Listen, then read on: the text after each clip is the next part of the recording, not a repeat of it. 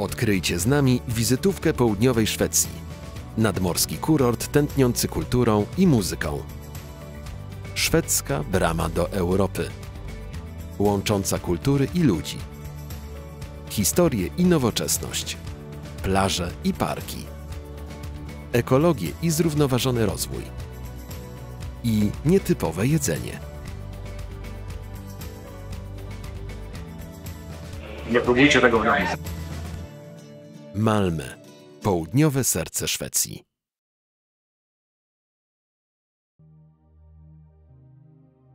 Malmö, będące centrum gospodarczym i kulturalnym południowej Szwecji, jest doskonałym pomysłem wycieczki jednodniowej bądź weekendowej. Do Malmö najłatwiej dostać się lecąc do Kopenhagi i stamtąd dalej autobusem lub pociągiem. Albo zwiedzić oba te miasta. My łączymy pobyt w duńskiej stolicy z kilkoma jednodniowymi wypadami do Malmö. Do dyspozycji podróżujących pomiędzy tymi dwoma miastami jest regularny rozkład jazdy autobusów. Autobusy Flixbus z Kopenhagi do Malmö startują nieopodal kopenhaskiego dworca. To odległość 38 km, a podróż trwa niecałą godzinę. Dostępne są także połączenia kolejowe. Trasa jest krótsza, bo to 28 km, a podróż trwa nieco ponad pół godziny. Koleją docieramy do dworca głównego w Malmö. Jest położony w centrum miasta i stąd niedaleko do najpopularniejszych miejsc.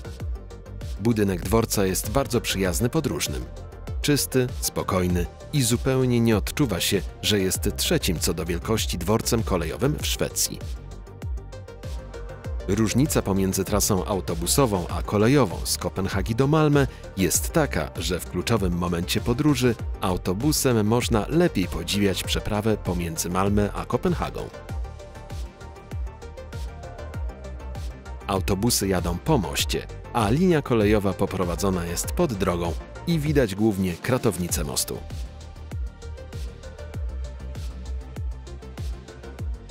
A widok jest tu główną atrakcją tej przeprawy.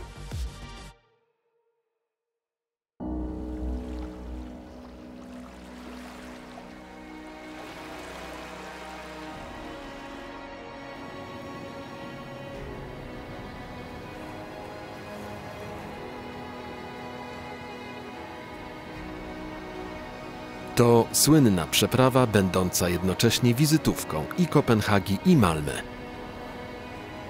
Bo też jest wspólnym przedsięwzięciem Danii i Szwecji. Przeprawa drogowo-kolejowa nad cieśniną Sund. Określenie często stosowane to most nad Sundem, ale nie jest do końca precyzyjne. Podróż zaczyna się prawie 8-kilometrowym tunelem w Kopenhadze. Droga i tory kolejowe wychodzą na powierzchnię i przechodzą w most na 4-kilometrowej sztucznej wyspie. Dalsza część to już most częściowo podwieszany, mający niecałe 8 km. Całość liczy sobie 15,9 km. Przeprawę nad Sundem oficjalnie otwarto w 2000 roku. Kosztowała w przeliczeniu ponad 20 miliardów złotych. Dla podróżnych przeprawa jest płatna. Kierowcy aut płacą indywidualnie. Jadący autobusami czy pociągami płacą tylko za bilet za transport. Spektakularna konstrukcja widoczna jest z każdego miejsca wybrzeża i Kopenhagi, i Malmö.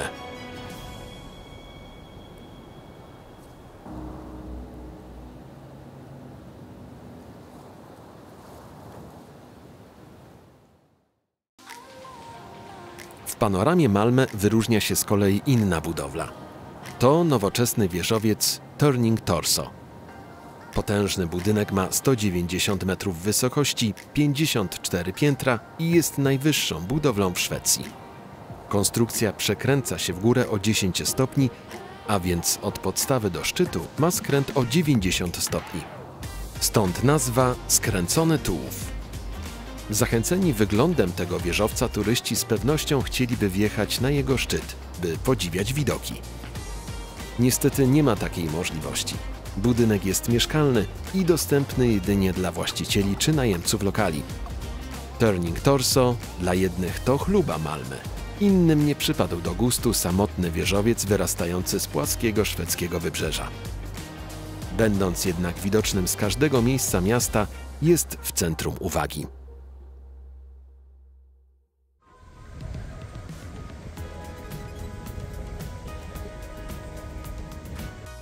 W centrum Malmö znajduje się natomiast Wielki Rynek. Stworzono go w XVI wieku.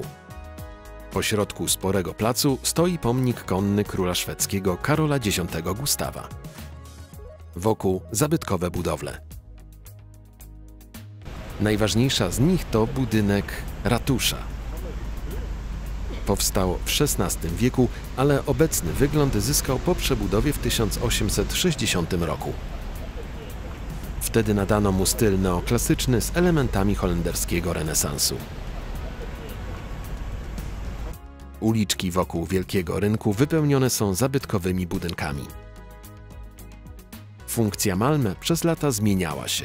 Od miasta handlowego, przez przemysł stoczniowy, aż do ośrodka edukacyjnego, naukowego i w końcu turystycznego w Szwecji. Miasto stara się być przyjazne i dla mieszkańców, i dla odwiedzających. Podkreśla swoją otwartość, wielokulturowość i nacisk na ekologię. Malmö jest trzecim co do wielkości miastem w Szwecji. Mieszka tu prawie 350 000 ludzi, ale w żaden sposób nie odczuwa się tego, że to tak wielkie miasto.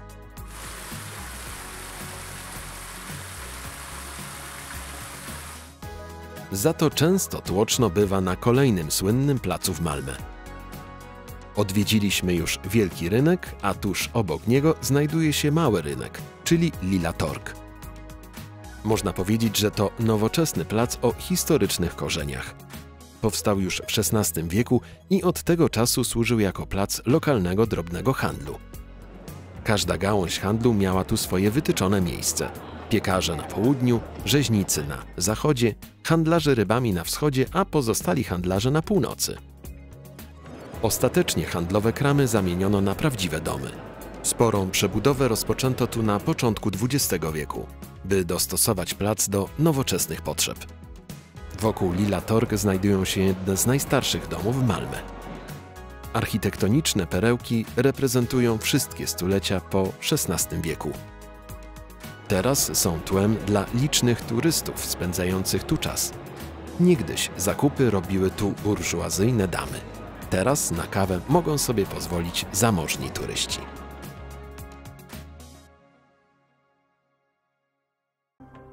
Kontynuujemy nasz spacer po historycznym centrum Malmö.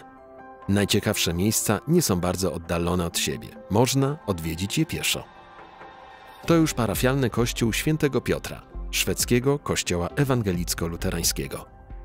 Świątynia została wzniesiona około 1300 roku jako trzynawowa gotycka bazylika.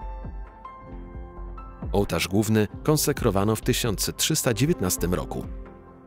Niestety w połowie XIX wieku kościół przeszedł sporą renowację, w opinii wielu drastyczną, i wtedy nie zadbano o zachowanie średniowiecznego drewnianego wyposażenia. W 1891 roku dobudowano do kościoła obecną wysoką wieżę. Na początku XX wieku znów przeprowadzono renowację i wtedy usiłowano przywrócić to wyposażenie, które uniknęło zniszczeń w czasie remontu pół wieku wcześniej. Świątynia, jak widać, sporo przeszła, by ostatecznie otrzymać dość skromne wnętrze. Za to nowoczesne organy są bardzo okazałe.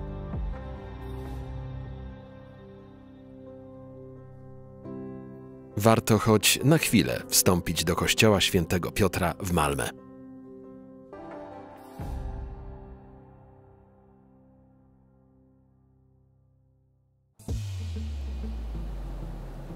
Było coś dla ducha, to teraz dla ciała. Udajmy się w stronę wody. Przecież Malmö jest także kurortem nadmorskim. Malmö ma 5 plaż. Wszystkie one położone są na brzegu cieśniny Sund.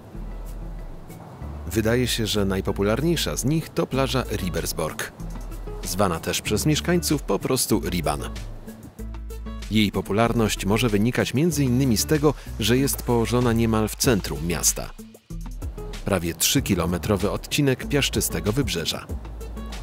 Przez niektórych obwołany jest skandynawską Copacabaną. W Wprawdzie brakuje tutaj trochę temperatury, ale Malmö, leżąc na południu Szwecji, i tak ma przyjemniejszy klimat niż w reszcie kraju.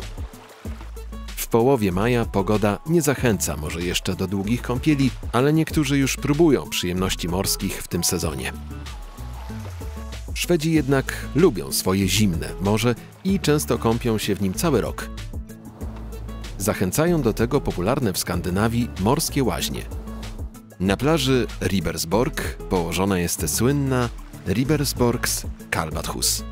To obowiązkowe miejsce dla każdego, kto chce poznać szwedzkie tradycje. Już z daleka można podziwiać szwedzką architekturę z końca XIX wieku, a wewnątrz ekstremalne temperatury. Z jednej strony zimnego morza, do którego można zejść z pomostów, z drugiej strony gorących saun. Grzejąc się w tych rozpalonych drewnianych wnętrzach, spoglądać można na chłodne fale Bałtyku, by po chwili znów zanurzyć się w tej toni. Tak energię czerpią Szwedzi. Z natury, z wody, wiatru, morskiego chłodu i żaru ognia. Kiedy sezon rozpocznie się na dobre, plaże Malmö ugoszczą wielu chętnych. Chcącym zrelaksować się wśród zieleni, Malmö także ma wiele do zaoferowania. Miasto ma 16 parków. Wiele z nich usytuowanych jest w centrum miasta. To prawdziwe zielone oazy. Parki poprzeplatane są siecią kanałów, po których można się wybrać na rejs łodzią, statkiem spacerowym czy rowerem wodnym. Można też udać się jedną z rowerowych tras. Malmö oferuje 500 km ścieżek rowerowych i około 60 000 miejsc parkingowych przeznaczonych dla rowerów.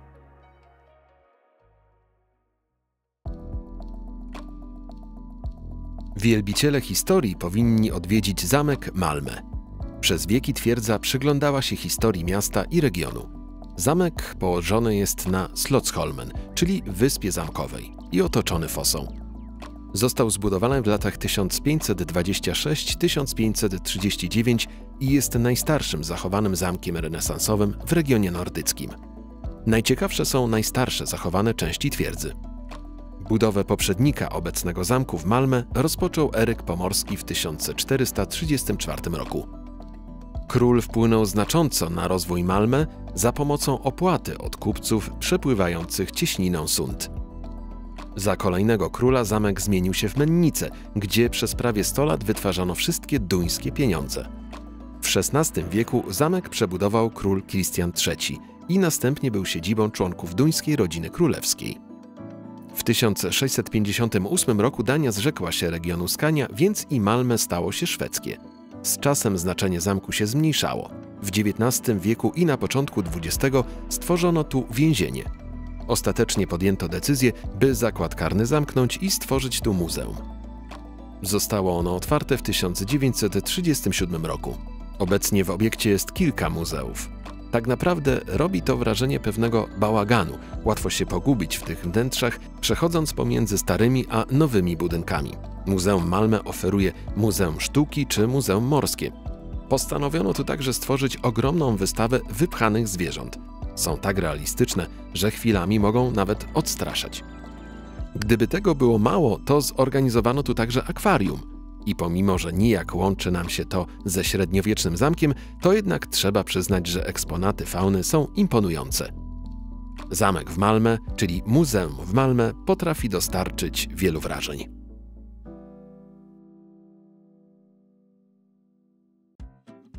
Jeśli pragniecie jeszcze większych wrażeń, trzeba w Malmö odwiedzić to miejsce. To Muzeum Obrzydliwego Jedzenia. W Malmö można spróbować jedzenia z całego świata. Miasto jest dumne ze swojej wielokulturowości. W tym jednak miejscu zgromadzono jedzenie wyjątkowe. Nie najpyszniejsze, które próbujemy będąc w różnych miejscach świata, ale najbardziej kontrowersyjne. O tym, co nas czeka w tym miejscu, świadczy już na samym początku torebeczka, wręczana jako bilet wstępu. Gdyby komuś podczas tej wizyty zrobiło się niedobrze. Egzotyczne potrawy fascynowały nas zawsze. Jedzenie może łączyć, zbliża ludzi, ale różnice kulturowe są czasem trudne do przełamania. Obrzydzenie jest ludzkim odruchem pozwalającym odrzucić potrawy niebezpieczne. Jednak jak daleko można się posunąć? W Muzeum Obrzydliwego Jedzenia znajduje się 80 najbardziej odpychających potraw na świecie. Na początek przechodzimy przez tę osobliwą galerię. Od wielu rzeczy odpycha sam widok, ale wzbogacono tu też doznania, ustawiając pojemniki z zapachami tych rzeczy. Ludzie na całym świecie znaleźli sposoby, aby i niebezpieczne produkty trujące stały się jadalne. Około połowa eksponatów jest śmiertelnie trująca, jeśli nie zostanie odpowiednio przygotowana. Ale muzeum przekonuje, że wstręt do wielu potraw siedzi tylko w naszej głowie. Jeśli teraz coś jecie przy filmie, to może odłóżcie. Zacznijmy od chluby Szwecji, czyli surströmming, słynnego szwedzkiego kiszonego śledzia. Potrawa tak śmierdzi, że należy ją otwierać na świeżym powietrzu. Owoc duriana, także intensywnie pachnący, słynny w krajach azjatyckich, tutaj zdaje się być dopiero wstępem. Rozkręcając się, wąchamy tu różne sery pleśniowe, bardzo pleśniowe. One także są jeszcze do przejścia. Można też odwiedzić Amerykę Północną czy Kanadę, gdzie podawane są jądra byków, nazywane ostrygami gór skalistych. Podobno rozbija się na płasko i panieruje jak nasze schabowe. To już bycze przyrodzenie. Rada dla gospodyń: trzeba gotować bardzo długo, żeby potem rozkoszować się smakiem. Ten drink też podobno jest zdrowotny, to marynowane gałki oczne owiec umieszczone w soku pomidorowym. To już przysmak z Sardynii, ser pleśniowy z larwami muszek, które żerują na tym serze. Trzeba spożywać oczywiście z larwami.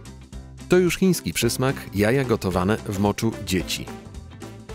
Także z Chin wino, mysie polegające, tak jak wskazuje nazwa, na zatopieniu małych myszy w winie. Poznajcie peruwiański przysmak, koktajl z żab, mieszany jeszcze z innymi składnikami, wszystko dobrze zmiksować i wyciągnąć resztki kostek żaby. Ważne, że ma podnosić potencję. Są także przyrządzane świnki morskie. Kopi luwak, czyli kawa po przejściu przez układ trawienny cywet, a to już jaja stuletnie z Chin. Fermentują w specjalnej zasypce aż do osiągnięcia stanu galarety. Tu szczególna ostrożność. Pangium edule. Trujące owoce drzewa pochodzącego z Azji Południowo-Wschodniej można spożywać jedynie po gotowaniu i fermentacji. Jest też i polski wkład w eksponaty kulinarne z całego świata. Jest pyszny tatar, a oto nasz rodzimy sok z kapusty.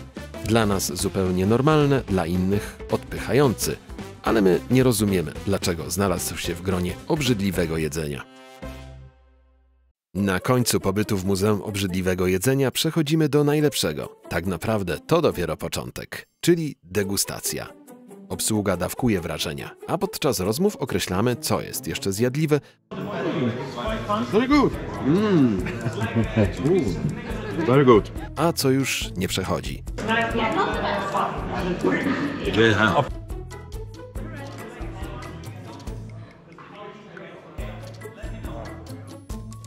Testujemy różnego rodzaju sery, próbujemy fermentowanych śledzi,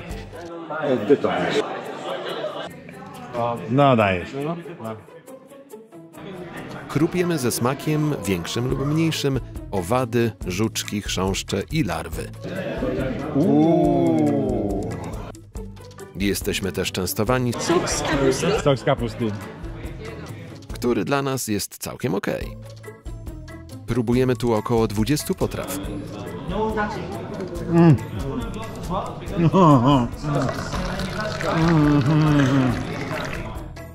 Specjalny licznik pokazuje ilość wymiotów po degustacji.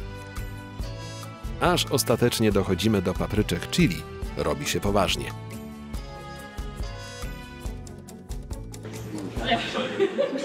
Nie próbujcie tego w domu. Łukasz dociera w tej grze do ostatniego punktu, do spróbowania wyjątkowej papryczki. Trzeba podpisać oświadczenie, że się na to zgadzamy. To papryczka o jednostce 9 milionów w skali Scoville'a. Dla porównania pieprz cayenne ma 30 000 jednostek. Po tym właściwie nie czuć już nic w jamie ustnej i trudno jest nawet mówić. Można tylko napić się mleka i czekać. Ale kto przebrnął przez wszystkie serwowane potrawy, może sobie wylosować nagrodę. No i teraz zasłużona nagroda. Co wybierasz?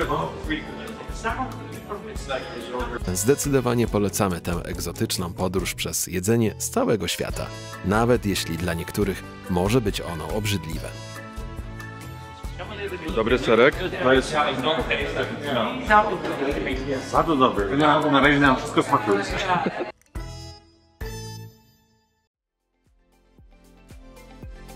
Po kulinarnych różnicach kulturowych czas na muzykę, wszak wiadomo, że łagodzi obyczaje.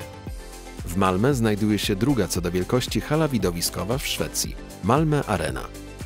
Powstała ona z myślą o wydarzeniach sportowych, ale doskonale sprawdza się przy wielkoformatowych koncertach. Podczas tych może tu zasiąść na widowni 15 000 osób. Przy hali stworzono stację kolejową Hyllie Station, więc bardzo wygodnie się tu dostać. Malmö Arena było miejscem organizacji konkursu piosenki Eurowizji w 2013 roku.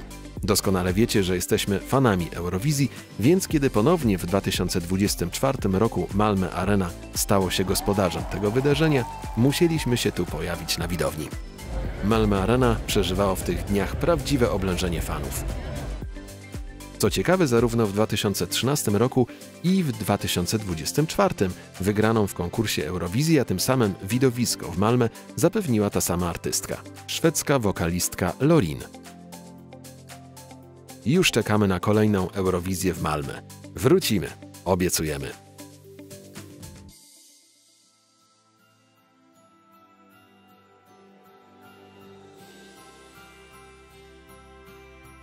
Jakże skandynawskie Malmö potrafi dostarczyć wielu wrażeń. Miejscami ma niezaprzeczalny urok staroświeckiego nadmorskiego kurortu, miejscami jest ultranowoczesną światową metropolią. Łączy kultury i może być dumne ze swojej kosmopolitycznej atmosfery. W wyjątkowy sposób podchodzi się tu do nowoczesności, ekologii, zrównoważonego rozwoju. Do każdego pojedynczego mieszkańca, jak i przybywającego turysty. Wszystko, by każdy poczuł się tu dobrze.